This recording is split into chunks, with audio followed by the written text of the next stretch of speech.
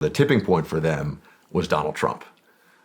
Because I was at CNN in 2015, 2016, as mostly doing counterterrorism analysis on TV, which was a fascinating thing at CNN because I'm like, yeah, the jihadists who are killing all of us, like they're bad guys. We need to stop them. There'd be other CNN people who are like, I don't know, maybe we should hear them out. I'm like, it's like, I think. Interesting. I've got a whole story about that. Yeah, I mean, they were the left-wing lunacy at CNN was already very present.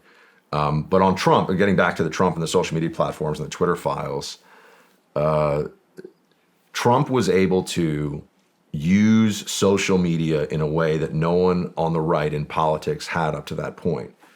And his ability to go straight to the people with the message was, I think, along with a number of other factors, why he was able to create this political phenomenon and win in 2016.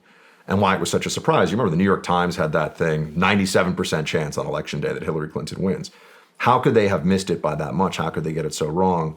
Trump, because of his media background and what he had done in his life, understood that if he could get around, now he also would go through the filters, he loves to talk to the New York Times, Maggie Haberman, et cetera, but he would be able to speak to people and set the narrative of the news, honestly, set the agenda without having that filter.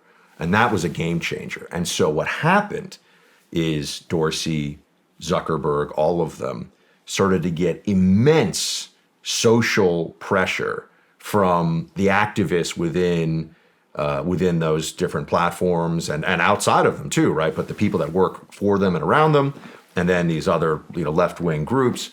And the pressure was, how dare you? You can never let this happen again. They are spreading disinformation. They are a threat to democracy. So now we have to openly weaponize the most powerful media platforms in existence, which are the social media platforms, particularly Google, by the way, which we can talk about, against one side of the political aisle. So that's the evolution of it. So Trump kind of broke it out in the open. So rewind it just real quick. If there was always an imbalance, why do you think the balance never changes? Why haven't Republicans or conservative donors why hasn't this changed at all? Why aren't we combating it? Well, to be fair, I think that's always the key question. Elon, for example, is changing it right now. So I would think that's now. It's one thing we debate on the radio show. Clay and I talk about this. We want to celebrate our wins, but it also sometimes feels like we're always making goal line stands, right? Oh, well, Facebook and Twitter kicked a sitting president off the platform. Like, I think people have to remember, even foreign governments, I usually don't give a shit what a foreign government thinks about anything going on here, but even the ones that didn't like Trump and would have been, were like, hold on a second, guys. He is the president. You're not allowing him the access to what is, at least in perception, a public utility. I know it's technically not. These are private platforms, but there's a whole other conversation about what about all the regulation? Like, I can't just go on radio and say anything I want, but on social media, they can do anything they want.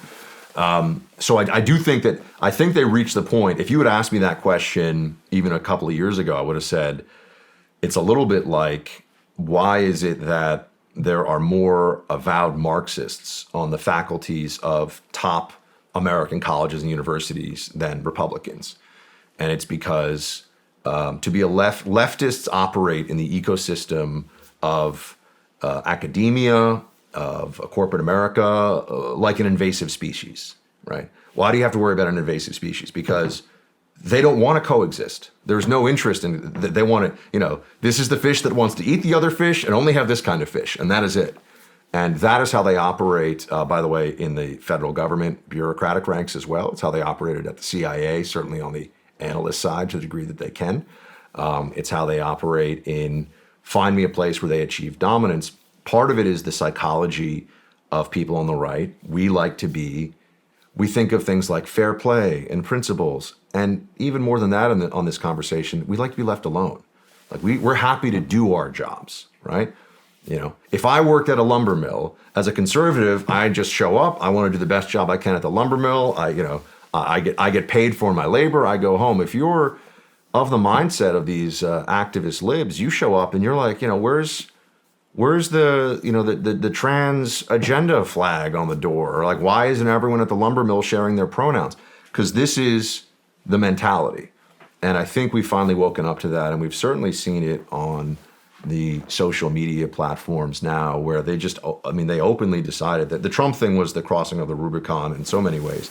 They openly decided that they were going to suppress. And I'm one of the loudest critics of because it's been really damaging what they've done to the reputation of the CIA. It's really damaging what they've done to the intelligence community.